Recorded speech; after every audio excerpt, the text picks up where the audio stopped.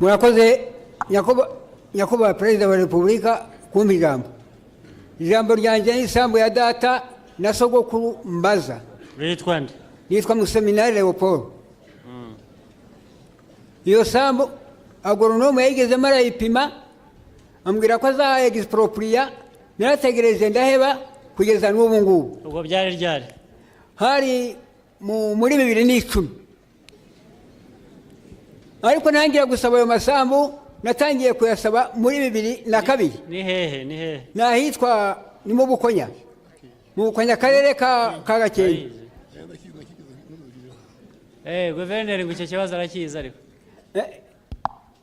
Patakisubije neza.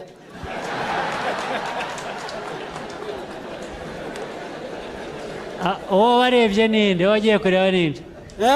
Uwo wagiye kukibwira ninde? Uwa mbere nakibwiye ni Rucagu, uwo ngo agenda kimubwira. Hanyuma bagusubiza iki?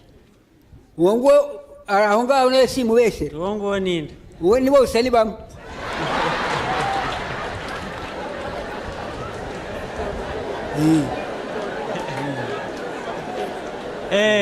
Yagushubije iki? We yaransubize ngo yabajije abantu ngo araperereza asanga ntari uwaho. Biranditswe mu mpapuro. Nabyo yagomba kurenganura ntacyo. Nandenga icyo nsaba ni uwacu ngataha iwacu nk'uko navuye mu mahanga, ngataha kwa data, ndashaka kubaka kwa data kandi yarahari. Mubaze kandi yarahabonye. Ikibazo yakize. No very much. Ariko arahari. Yarahari. Meya wa Gakenke ngo arakizi, tunyurire mutwe. Ikibazo ni iki?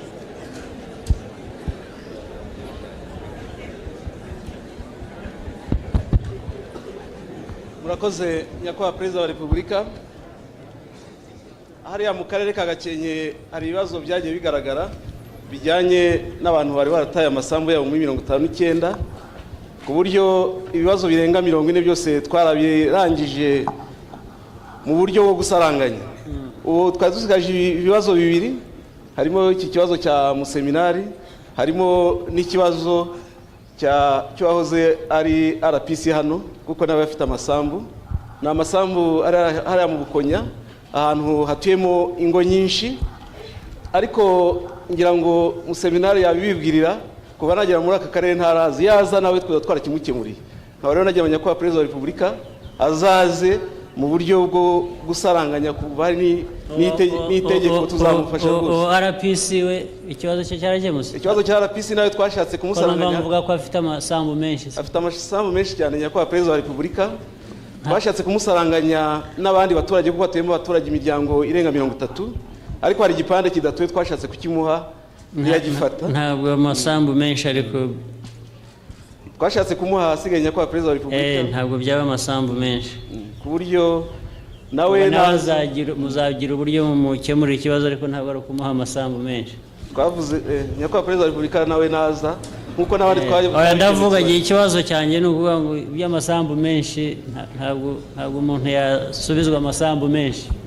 Nyakubahwa perezida wa bifite uburyo nyine byagiye bikorwa. Ubu hari ibwiriza rijyanye no gusaranganya, twamubwiye ko nibyo muzakora rero. Murakoze nyakubahwa perezida. Ari we ari n'uwo wundi bose muzabakemurire mu buryo bikwiye. Murakoze cyane nyakubahwa perezida. Ikibazo cyawe bazagikemura. Ndabishimye cyane. Kigeze gikemurwa neza urakaraba akabyara. Kizakemuka. Murakoze urakagira. Murakoze. Ikibazo nanje nitwagira amajambere Specioza wo muri Kamatenge, muri Kareba, muri Nyabiho. Nagize akarengane mu kwa 12 kuri Noheri, Nyiramariya Nazaribona na Mukangango banyicura umwana bamunigira mu nzu, baramuterura mujana mu gashamba kabanyiramariro karaho hafi.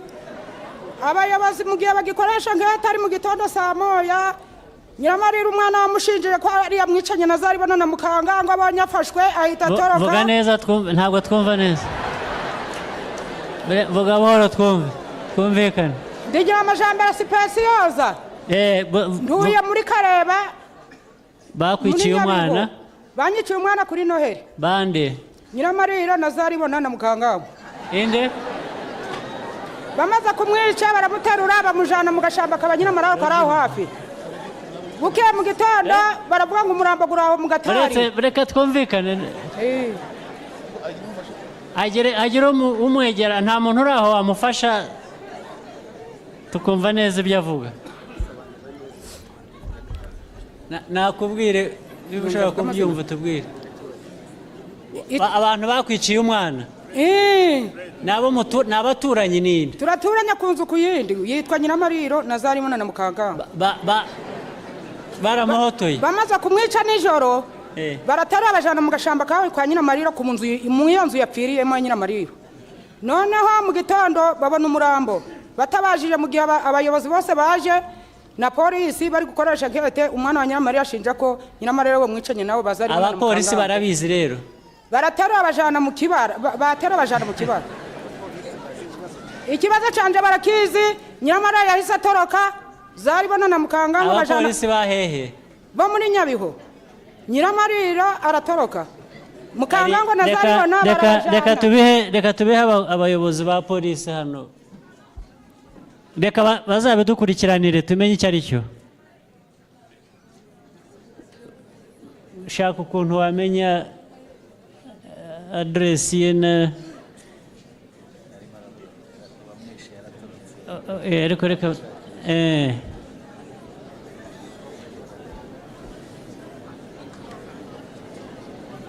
murakoze kumpa uyu mwanya banyakubahwa abayobozi ndabashimira mwese.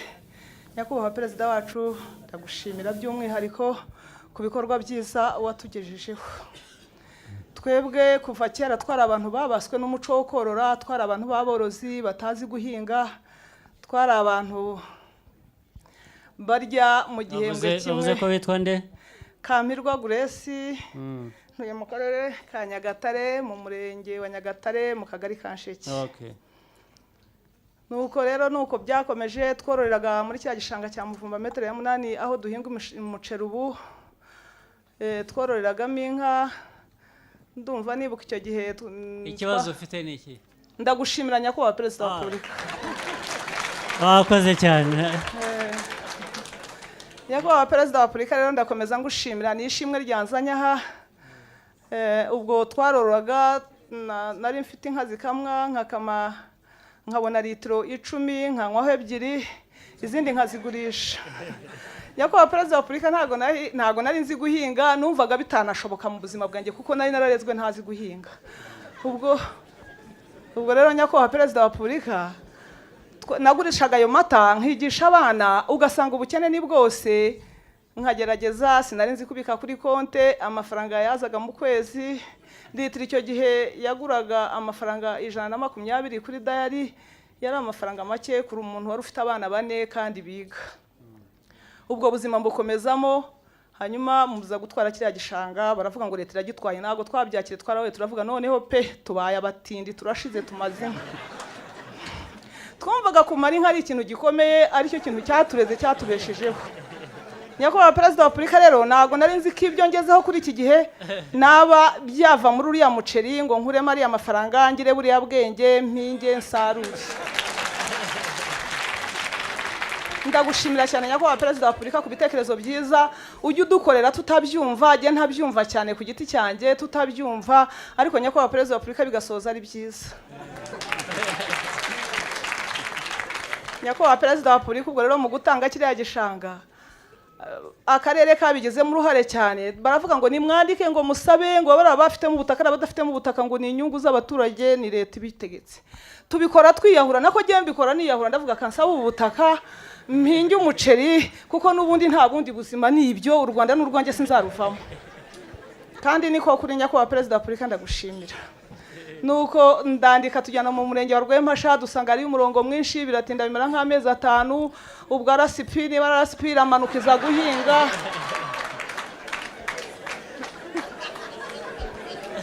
Ariko ubwo twari dufite impungenge nyakubahwa perezida wa Repubulika, twari dufite impungenge yuko abantu babandi bataraborozi bize bafite za konti tukumva nibo bazahabwa butaka. Ndagushimira akarere yuko atariko kabigenje. Nyakubahwa perezida wa Repubulika ubwo baduha baravuga ngo abantu babaye benshi baruta igishanga ubunini, twese twitaburiye guhinga birakomera, n'abagabo b'amafaranga twese tumanukayo. Bati noneho ni ugutombora, akarere bukareba kureka, ati ni ugutombora nta kundi biri bugenze, ubona tombora niba ubona umurima, utabona tombora nibyo.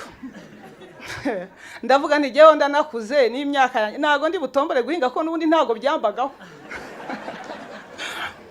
Nuko nyakubahwa perezida wa repubulika mu bantu batomboye ndatombora, harimo ingabo, harimo polisi, byari ibintu ureba biri muri gahunda koko. Turamanuka mfata muri za nka ngurishamo inka, nshora igishoro, mbona nshoramo mu guhinga muri season ya mbere natanze 750, ndahinga ndasarura, nkuramo toni 1 n'igice, nkuramo miliyoni. Ibyo bintu byarantangaje, nkuramo miliyoni 1 n'igice. Najyaga ngurisha amavuta, najyaga ngurisha amata, ariko nari nafata miliyoni mu ntoki ngo mbari impapuro z'umutuku n'inya. Ndavuga n'umuceri kuje. Nyakubahwa perezida wa repubulika, nuko byakomeje, n'abandi bayobozi mudutekereza turabashimira cyane. Turakomeje, turahinze kuri season ya kabiri, bati noneho burya, bati ifumbire irakora, bati n'amase y'inka agira akamaro. Tumanuramo amase, dushaka amamodoka dushyira mu gishanga, turahinga. Ubwo tugira amazi rero hariya, nagiyeyo bwa mbere mbona ibyo bita ngo ni kanari, umusigaye nzi iby'umuceri cyane. Sanga hariyo kanari, turuhira amazi. Mwarakoze nyakubahwa perezida wa repubulika, hari baraje, hari kaminuza, hari mwarakoze nyakubahwa perezida wa repubulika. Ndabashimira cyane kudutekereza neza, ndabashimira cyane kutuzamura mu ntera. Ubwo rero mfungura konti, maze gufungura konti, nshyira amafaranga kuri konti miliyoni, nkuraho yo guhingisha, ndahaha. Nyakubahwa perezida wa repubulika, mbabwije ukuri mwese, nari nzi ko umuceri ukorwa n'ibyuma by'abazungu, tukaburya tuwukuye mu maduka, ariko nanjye naje kuwuhinga mu rugo iwanjye, nkuraho agapfuka ka kilo 50, hari n'uwo mpaka kilo 25, nanjye nkamuhahira kandi nkanywa n'amata. Turabashimira cyane nyakubahwa perezida wa repubulika ku byiza utugezaho, udahwema kudutekereza, uri umuyobozi mwiza, turagukunda. Nyakubahwa perezida wa repubulika, ubwo urumva ibyiza utugezaho, urumva ukuntu tugukunda, waduteje imbere nk'abadamu, turakubaha, turagukunda cyane. Dukomeze kubana nawe, utuyobore, tugukurikire, tugufashe, tugutore, tugukunde nyakubahwa perezida wa repubulika. Murakoze cyane nyakubahwa perezida wa repubulika. Intumbero rero nyakubahwa perezida wa repubulika, ibyo ari byo byose muri ayo mafaranga nasanyemo inzu yanjye, nyakubahwa perezida wa repubulika baduha umuriro, nabashije kuwinjiriza mu nzu. Uburyo iyo uri mu Burayi mba nkureba kuri televiziyo.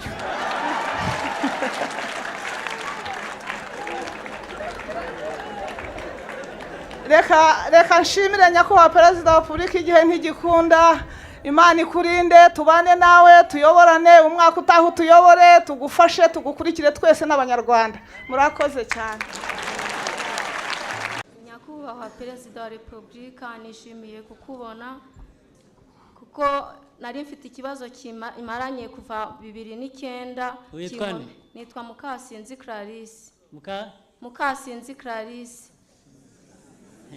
Naturutse mu karere ka Kicukiro, mu murenge wa Gahanga, mu kagari ka Kigasa, mu mudugudu w'Imurinja. Ubwo ikibazo mfite ikibazo nyifitanye na meya w'akarere Jules Ndamage. Wampaye inzu nk'umuntu utishoboye, inzu majije kuyibona. Meya w'akarere twari dufitanye ikibazo cy'imitungo, narayitsindiye, Tito Rutaremara kiyobora.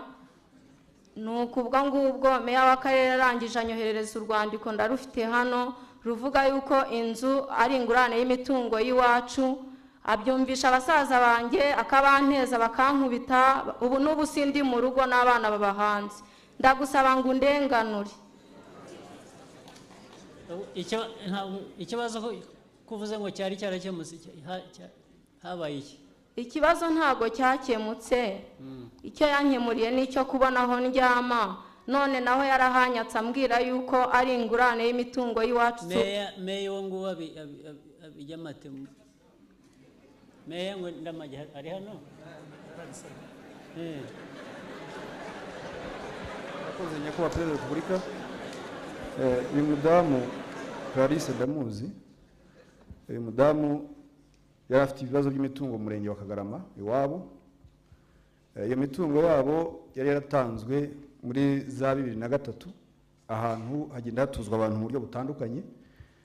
Icyo twakoze atangwa na leta. Icyo twakoze ishingiye kuki? Ishingiye ko nyakubahwa perezida wa repubulika muri gahunda yo gutuza abantu mu mujyi wa Kigali ndetse n'ahandi, mbere y'umwaka wa 2005 mu kwezi kwa 9 itegeko ryavuga ko ubutaka ari ubwa leta, akiba afite n'inshingano zo gutuza abaturage. Uyu rero Clarisse nawe iwabo hatanzwe muri ubwo buryo, atugezaho ikibazo nk'uko bivuze mu mwaka wa 2009. Icyo nakoze nuko ariko ubwo ntabwo byumva neza, leta yahatanga hafite ba nyiraho yarahatanze.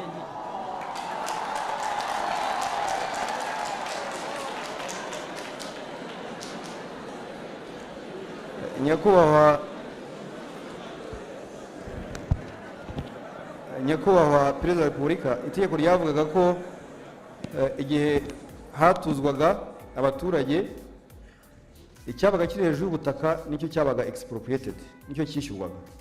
Biri mu rwego rwo gusaranganya, byari bimeze bite? Byari mu rwego rwo gutuza abaturage mu mujyi wa Kigali n'ahandi hose mu gihugu niko bimeze. Yes, ariko ntabwo watuza abantu hari abandi bantu. Ariko ngira ngo ikibazo ntikirumvikana neza. Cyahereye ari uko mureke twumvikane, byabanje ari imanza hagati y'abantu bafitanye amasano cyangwa ikibarwa n'ibintu byabo. Ukuntu leta yabigiyemo nayo ikajya gutanga aho hantu, nibyo nshaka kugira ngo dusobanukirwe neza. Murakoze nyakubahwa perezida wa repubulika. Leta yagiyemo mbere yuko ahabwa ahandi ho gutura. Yangejeho ikibazo, naravuze ko mu rwego rwo kumushakira igisubizo cy'ikibazo cye yahawe ahandi ho gutura. Yahawe ahandi ho gutura nyakubahwa perezida wa repubulika. Ahambere avuye se byagiye? Ahambere ho hari hamaze guturwa already, hari hamaze guturwa hari abandi. Ari hehe si icyo gihe? Icyo gihe angezaho ikibazo yangejeho nk'ikibazo nk'umwana w'imfubyi udafite aho atuye kubera ko iwabo hatanzwe. Ngiye icyo nakoze, hatanzwe ari ahari kandi hagatangwa. Icyo gihe hatangwa ntabwo yari ahatuye, yari imfubyi. Yambwiye ko yabaye mu miryango itandukanye. Okay, komeza utubwire uko nagikemuye nyakubahwa perezida wa repubulika. Uko nabonaga iwabo haramaze gutangwa, nashatse ikindi kibanza ndamwubakira inzu nyimuha nk'umuryango w'iwabo, abanamo n'abavandimwe be n'abasaza be. Mufite ibyo mupfana ariko cyangwa ni oya? Ntabwo ntacyo dupfana, ariko dupfana ko turi abanyarwanda twese, your excellency.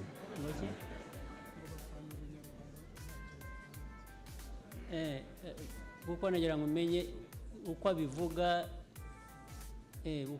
uko meya yabangamiye ibyo bintu, ni nkaho birimo family. Ntabwo nyakubahwa perezida wa repubulika yavuga, ntabwo bisobanutse neza. Nimbisobanura neza wenda ngiye kuhagera mu humve. Tumaze kumwubakira inzu nk'akarere, tumuhaye icumbi nk'abandi banyarwanda badafite aho baba, yajyanyemo na musaza we. Noneho agezemo nk'umuryango ashakiramo umugabo. Ashakiyemo umugabo, basaza be baravuga ati ahantu ni iwacu, twahawe na leta nk'inzu y'umuryango, wowe urimo urazanamo umugabo. Abo basaza be nibo bavuze ko badashaka uwo mugabo. Bari banashizanye, bari n'abanabanye mu buryo budakurikije amategeko. So yamwinjije mu nzu nk'umwinjira, yinjira mu nzu y'abana, afite abavandimwe be. Icyo twakoze rero ko abavandimwe twari kubasohora, twasohoye uwo mugabo. Inzu bari barehaye nde? Inzu twari twarahaye famiye, umuryango w'abo Clarisse n'abasaza be. N'abasaza be bangahe? Umwe niwe wagaragaraga, ariko akambwira ko afite undi, ariko uwo nabonaga watugezeho natwe ku karere n'umwe muri abo basaza be, kugira ngo babane muri iyo nzu. Babane mu nzu nziza twubakiye idafite n'ikibazo na kimwe, ariko bananirwa kubana kubera ko yahise ashakiramo umugabo. Kuko yashatse umugabo? Yego. Musaza akavuga ko we tubona bashaka kurwana buri munsi, umugabo ashaka kurwana na musaza we atarasezeranye atarasabye, twasanze ari ikibazo cy'umutekano. Icyo twakoze Your Excellency twasabye ko komeza urangiza uko tubwira uko twagikemuye byari ngombwa ko dusohora umugabo muri iyo nzu. Mureke mwihangane twumvikane. Aho kugira ngo umugabo azarwane no musaza we bamerane ingoma bari mu nzu imwe, twasohoyemo uwo mugabo. Ariko inzu rwose ni umugabo yari yinjijemo. Iyo musohora umusaza wese mukamuhinda inzu ahubwo.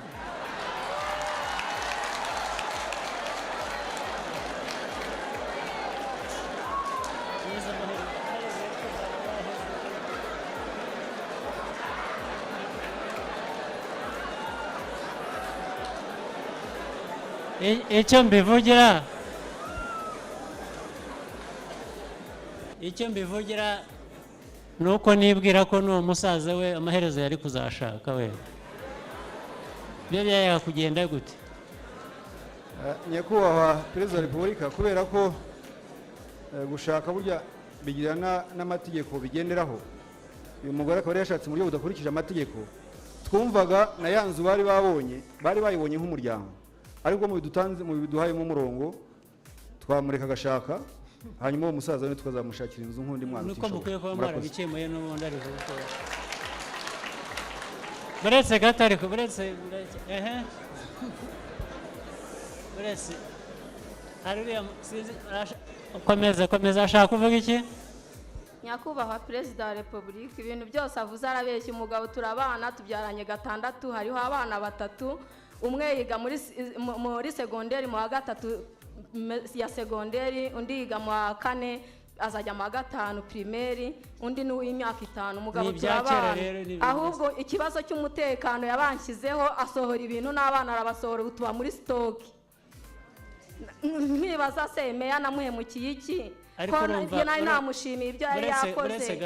Urumva meya ikibazo aho kiri, niyo waba warashatse kujya muri technicalities gusa z'ibintu cyangwa ibintu by'amategeko, ariko urumva icyo kibazo cy'abo bana barahari, uko bariho kose nabo ni abanyarwanda nka kwa kundi wahoze uvuga.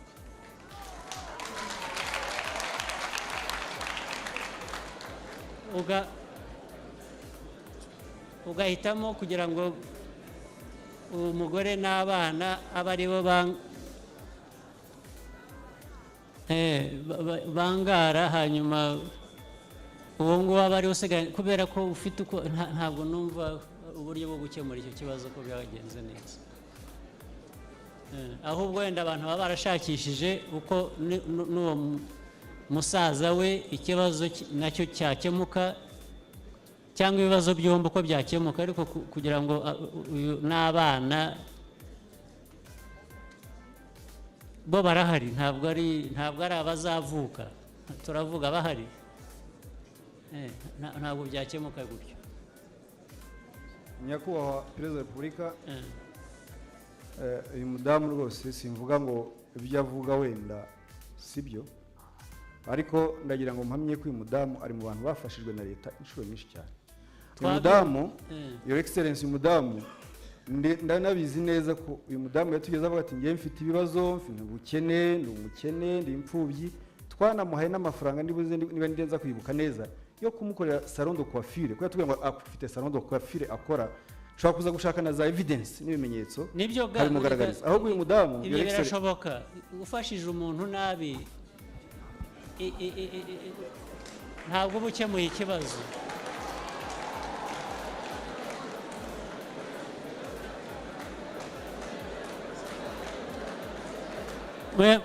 mwemworeheje urugero nshaka kuvuga, ayo mafaranga mwamufashije gukora ibindi, wenda hariyo muyakoresha gufasha umwe muri bo, yaba we yaba musaza we, ku yindi nzu, bakaba batandukanye, kugira ngo yajya gukemura ikibazo kurusha. Naho ikibazo tuvuga ubu ngubu ni icy'inzu. Your Excellency, ikibazo cy'inzu ngewe nta nubwo nari nzi ko yasohotse muri iyo nzu, ahubwo twari tuzi ko twasubiyemo umugabo batashakanye mu buryo bukurikije amategeko.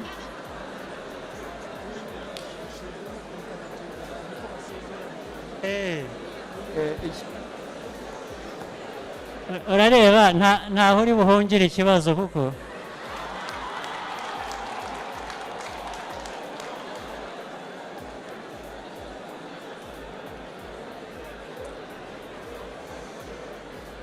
twakumvikana tukihuta bikava mu nzira. Icyo nshaka kubwira meya ni usibye ikibazo cyo hagati ye n'umugabo batashakanye cyangwa iki, nabanje kureba hari abo banaga n'abantu nabo wari ukwiye kuba ubashyira mu kutekereza gukemura icyo bibazo. Icya kabiri, aho kugira ngo mwirukane uwo mugabo kuko batashakanye, ahubwo mwajyaga kubagira inama yo kugira ngo babishyize mu buryo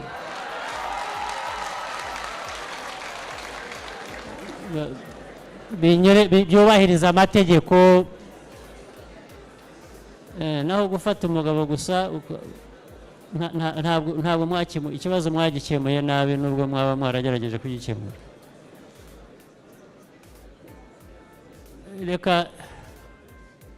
Reka mvuge ko mukwiriye, ndabwira Minisita Kaboneka muzafatanye meya murebe ikibazo cyabo, uriya mudamu na musaza we cyangwa n'umugabo we mugikemure nabyo kive mu nzira vuba.